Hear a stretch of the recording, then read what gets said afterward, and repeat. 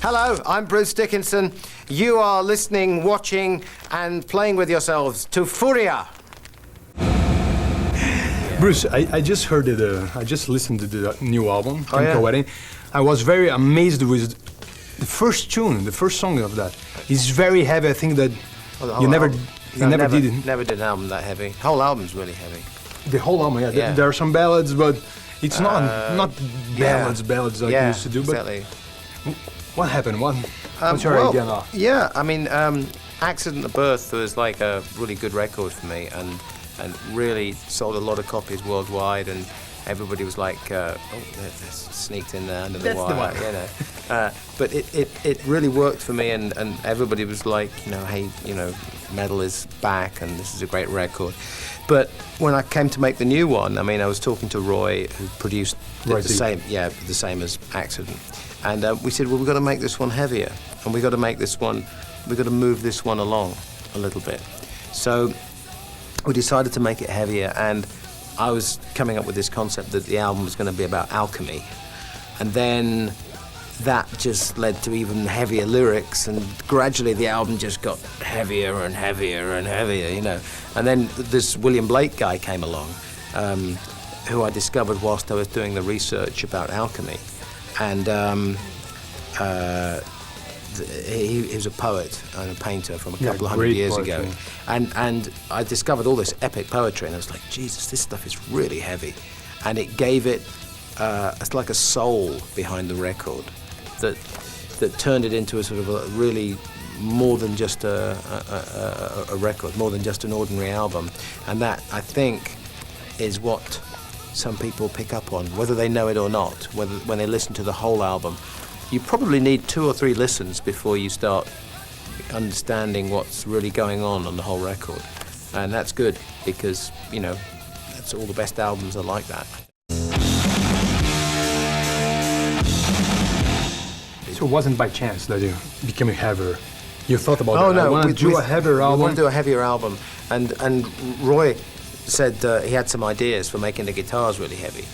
And what we did was we actually took bass guitar strings and restrung guitars with using the G string off a bass guitar as the E string on a guitar. And then you increase all the rest in proportion. And then you tune. You tune. It's a different tune. You do something with the tuning, I'm not sure what. And then the guitar has to be fixed also, because you have to put new nuts and new bridge and stuff on it. You have to change everything. Yeah. But what you get is this guitar that just sounds unbelievable. It's a monster, you know. So it was Roy's idea, this guitar. Yeah, it was Roy. It was Roy's idea. Yeah. What Adrian thought about that? Because he's a very classical player. Yeah. Well, Adrian, we faxed the details to Adrian. It was like one of these model airplane kits, you know, that you send him the instructions, you know, take your guitar, first of all, saw this off, do this, this, and this. And Adrian's like, Jesus Christ. Try that at home. You know, try this at home, kids. and he brought 2 guitars out to LA to start. And he loves it. I mean, he took to it straight away. But you need hands of death to play this guitar, because it's the strings, it's like it's really strong. You have to be really strong to play it. So Adrian didn't take part in the composition in this? Or Yeah. I mean, you got everything ready? I was writing with Adrian in England, and then I was writing with Roy in LA. Where are you living now? I live in London. In London? Yeah, okay. Same place. Same place I lived 18 years. You know. But I find I go out to LA for like a week, and I write with Roy, and then I come back, and then a couple of weeks later I go out for another week, and then I come back, and in between I write with Adrian. It's a tiring process, isn't it? Yeah, but I enjoy it because a lot of jet lag. No, maybe, I don't know, I can't remember. I can't remember jet lag anymore. It's all just one thing to me, you know. That's right. I keep my watch, it's 7:10 in England now. Oh, it's always on English time. I was in LA for 3 months. I just kept the whole thing on English time all the time. Why did you decide to go to LA? Just to meet Roy, or No. Why that? Well, we did the last album in LA, and it was such a great record. The studios there, you know, they're really good value for money. They have everything that we need, and they have all the old analog equipment. That's what you want. That we want, you know. You know, why change the atmosphere? I'm really comfortable with it. It works great. We've made 2 great albums using these studios. If we felt we wanted to change, we would. You know, maybe the next one, I don't know. You know, but it's something. It's nice because it makes the whole thing like a real family thing, a real team. You know, all the engineers, all the same, as accident of birth. So it's like, you know, oh, hi guys, you know, hey, you know, check this out, you know, and we played it, and they go, wow, this is really heavy, wow, you know, and I love that, you know. Has America affected you and influenced you in the music? Because there are many English bands that they go to United States and they change the style of music, like the code. There are many of them. Yeah. What about for yourself? I don't really think about it. Really, I mean, my roots are actually from the very beginnings of what I call, you know, metal. So my roots go back to the first Black Sabbath album and Deep Purple in rock, and you know, Aqualung by Jethro Tull and Arthur Brown, and you know, all that stuff back then. The early 70s, that's when I was a kid. That's when I was, you know, 12, 13 years old. It was right then that those records just came out. Wasn't called heavy metal by that time? No, it was progressive. Style. It was progressive rock. Oh, it was progressive rock, and then it was progressive heavy rock, and then somebody invented heavy metal, and somebody went, oh yes, this is heavy metal. You know, okay, fine, duh. But I just go back to those guys, and. It's a feeling you get when you're a kid and you listen to your first bands, you know. And all I do is I go back and I say, okay, I want that feeling when I make my new record. So I just go back and listen to, you know, the first Sabbath album, and I'm back to being 13 years old. First one. Oh, the first one, Black Sabbath, Black Sabbath.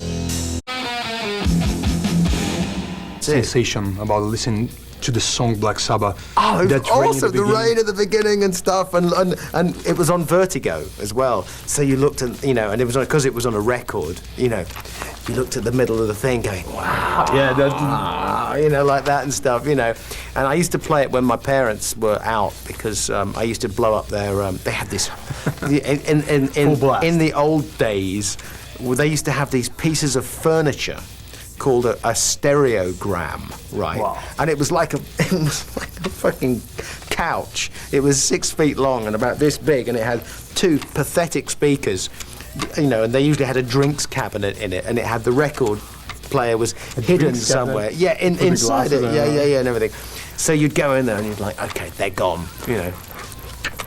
Put the record on, crank the thing up, and these speakers were big. And who bought these albums? You bought by yourself? Oh yeah. Do you have another brother? No. There are a lot of people that started. No. It was just me. I mean, I had a younger sister, and she wasn't interested in that stuff. No, not at all. She was into horses, you know, Catherine the Great, you know. And you knew by that time that you were going to be a singer, or no? You were thinking about, maybe I'm gonna. I don't know what I was thinking back then, but I was just like really fired up by these bands, you know. And I don't know. I used to look up when I used to see gigs. I used to look on stage and go, I want to be up there, you know. I want to be up there doing that. I mean, I wanted to be a drummer, actually. First of all, I wanted to be I wanted to be Ian Pace from Deep Purple. I was just he was like God, you know, and of drums, you know, for me. And I had this idea that I was going to be like Ian Pace, but with the personality of Keith Moon, right? So I was like, yeah. I mean, I'll be like this big, like crazy guy behind the drums, but I'll be able to play drums really good as well, you know. And then reality came crashing in. I thought, I can't afford a drum kit, and I can't drive a car. So how am I going to get my drums around? And to rehearse, yeah. Depression, you know. What am I going to do, you know? And I found out I could sing. So I thought, wow, there's the answer, you know. I can sing. Who was the first favorite singer? Like Ian Gillan, one of these, maybe? Ian Gillan, I think. Ian Gillan and Paul Rodgers. Even though Free. I can't really. I don't have the same kind of voice like Paul Rodgers. But I used to look, sort of try and look behind the voice, or what was going on in the guy's heart and in his head, and try and say, well, how can I take that part and make that feeling and do it like my way, sort of thing.